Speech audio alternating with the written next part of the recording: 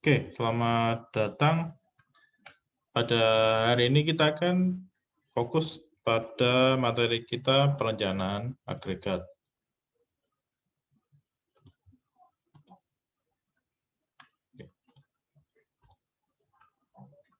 Apa sih perencanaan agregat itu? Perencanaan agregat adalah perencanaan kapasitas baik jumlah dan waktu produksi dalam jangka menengah. Oke, jangka menengah. Nah, ada di sini sumber daya manusia dan output 2 bulan hingga 12 bulan. Bukan jangka panjang. Oke, kerangka kerjanya seperti apa? Ada pasar dan permintaan, lalu menampilkan permintaan, dilihat kebutuhan produknya seperti apa, perencanaan proses dan kapasitasnya seperti apa, adanya riset dan teknologi, lalu sumber daya manusia, bahan baku yang tersedia, persediaan yang ada, kapasitas eksternal, itu semuanya masuk dalam perencanaan agregat produksi. Lalu turun lagi ke jadwal induk produksi dan MRP serta jadwal kerja rinci. Oke, inputnya apa? Nah, sumber daya, adanya tenaga kerja dan fasilitas pabrik. Berikutnya, peramalan permintaan dari produk. Kebijakannya seperti apa? Subkontrak kah, overtime, tingkat persediaannya seperti apa, back orders-nya bagaimana. Lalu biaya-biaya yang muncul, ada biaya persediaan, biaya pengembalian. Karena tadi ada sumber daya, maka pasti ada hiring dan firing. Lalu overtime-nya seperti apa, perubahan persediaannya seperti apa, subkontraknya, seperti kebijakannya tadi, seperti apa. Lalu output-nya bagaimana? Output-nya adalah biaya total perencanaan. Nah, tingkat perencanaan diperkirakan itu dari persediaan, output, tenaga kerja, subkontrak, dan back ordering. Oke. Strategi perencanaan agregat. Yang pertama adalah pilihan kapasitas, pilihan permintaan. 3, strategi campuran.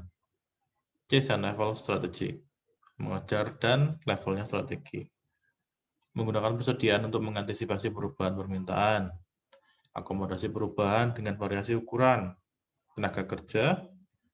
Menggunakan part-time, overtime, atau idle time untuk mengantisipasi perubahan. Menggunakan subkontraktor dan memelihara kestabilan tenaga kerja internal. Perubahan harga atau faktor lainnya untuk mempengaruhi permintaan. Nah, pilihan kapasitas. Ada perubahan tingkat persediaan. Meningkatnya persediaan pada saat permintaan rendah untuk memenuhi permintaan yang tinggi di masa depannya. Jadi dia meningkatkan persediaan. Meningkatkan biaya yang terkait dengan penyimpanan, penanganan, keusangan, dan investasi modal. Lalu ada kekurangan atau shortage.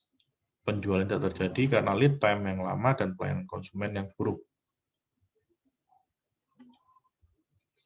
Lalu berikutnya ada variasi jumlah tenaga kerja dengan rekrutmen atau direkrutmen.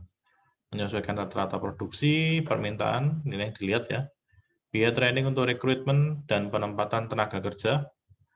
Tenaga kerja baru mungkin memiliki produktivitas yang rendah, karena mereka pasti belum tahu apa yang harus mereka lakukan. Berikutnya ada penempatan tenaga kerja menekankan pada moral dan produktivitas. Oke. Berikutnya ada variasi rata-rata produksi melalui overtime atau idle time. Over berarti melebihi, idle berarti tidak ada pekerjaan. Tenaga kerja tetap, kesulitan untuk memenuhi permintaan yang tinggi. Overtime biasanya perlu biaya yang lebih dan produktivitasnya kadang rendah. Nah, penghilangan idle time itu sepertinya agak sulit. Karena apa?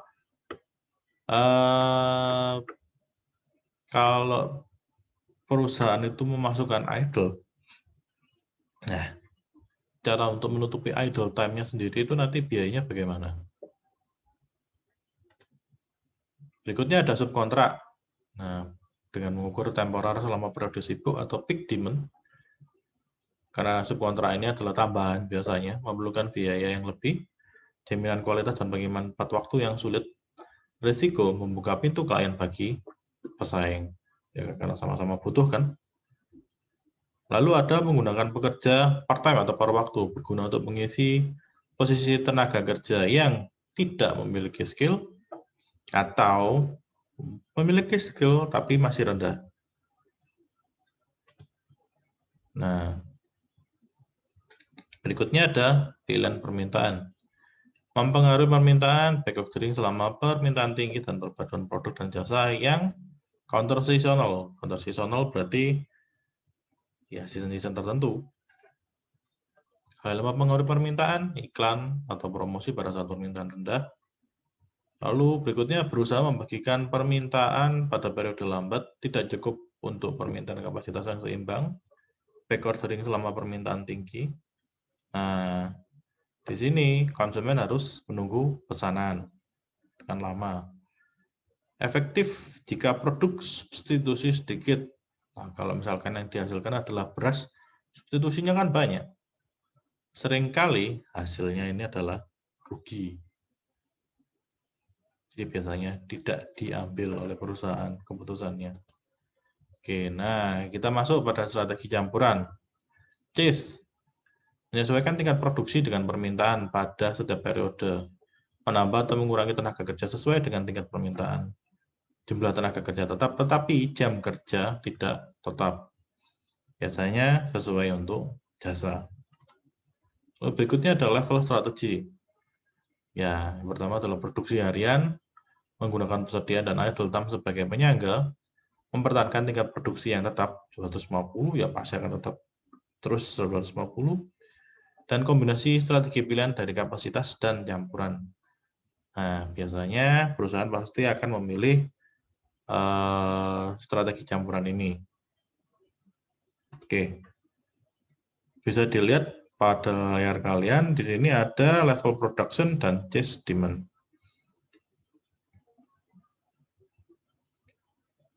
Di sini produksinya sama, permintaan naik turun. Di sini pada chase demand, mereka melakukan mengikuti dari produksi atau permintaan yang dihasilkan. Oke, sementara itu dulu. Sampai jumpa di pertemuan yang akan datang. Apabila nanti ada pertanyaan, silakan ditanyakan ke WA grup atau langsung japri ke saya. Terima kasih.